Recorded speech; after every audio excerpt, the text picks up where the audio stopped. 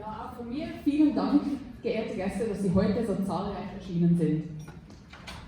Wenn ich Leuten außerhalb meines direkten Umfelds erzähle, ich sei von Beruf Spieleentwicklerin, höre ich regelmäßig eine Reaktion wie etwa, oh, das wäre etwas für mich so. Eine beliebte Nachfolgefrage ist denn du auch so voll ein Gamer? Das ist natürlich spontaner Smalltalk und ich nehme diese Reaktion niemandem übel. Aber ich ziehe daraus einen Rückschluss. Leute, die sich nicht wirklich mit Gaming auseinandersetzen, haben eine recht strenge Vorstellung davon, was für eine Art Person sich denn so ernsthaft für Games interessieren könnte. Für sie sind Games etwas für Kinder und für Komische.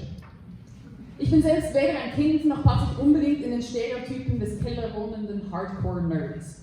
Also sind diese Leute oft erst einmal erstaunt, wenn sie von meinem starken Interesse an Games erfahren.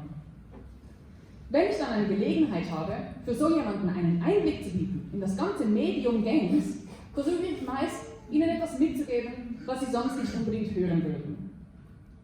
Genau diese Gelegenheit möchte ich jetzt auch nutzen. Und zwar vor allem für diejenigen im Publikum, die heute hier sind, weil wir uns im Landesmuseum befinden und nicht, weil es um Games geht.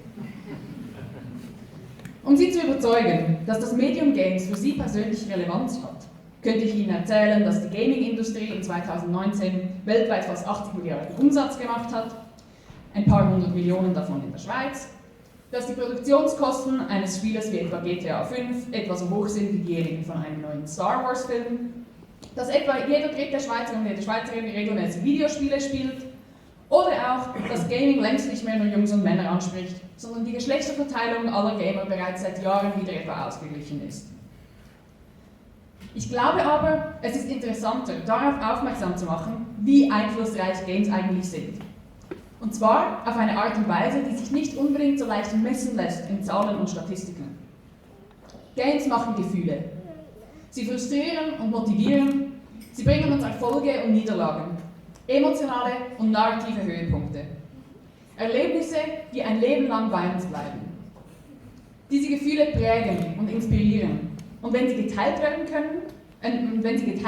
können sie Menschen inspirieren, Menschen verbinden.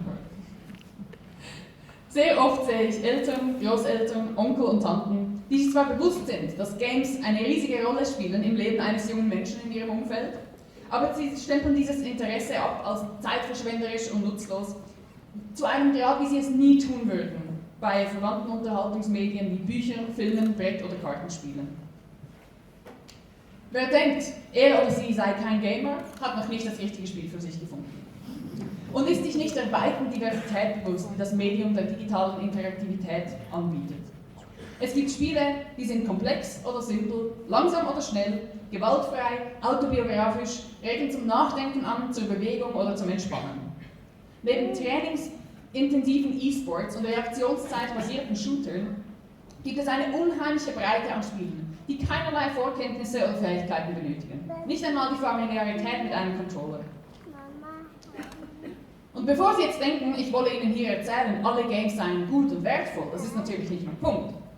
Es gibt Spiele, die sind langweilig, hässlich, dumm, anstößig, problematisch oder sogar gefährlich. Als Gamer und Game-Entwickler geht es uns nicht darum, alles am Medium Games gut zu heißen. Im Gegenteil. Oft sind die Leute mit der größten Leidenschaft für die Games-Industrie auch ihre schärfsten Kritiker. Was ich Ihnen vermitteln möchte, ist, dass Games auf einem riesigen Spektrum existieren, wie Filme, Bücher und andere Medien auch. Dieses Spektrum bedeutet auch, dass es nicht einfach den Gamer gibt. Es ist meine ehrliche Überzeugung, dass es Spiele für jede und jeden gibt.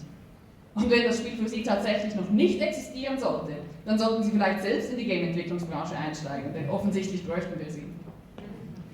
Ich freue mich auf den Moment, wo die Standardreaktion auf meinen Job nicht mehr ist, das ist was für meine Kinder, sondern, und ich habe zuletzt dieses und jenes Spiel gespielt. Vielen Dank.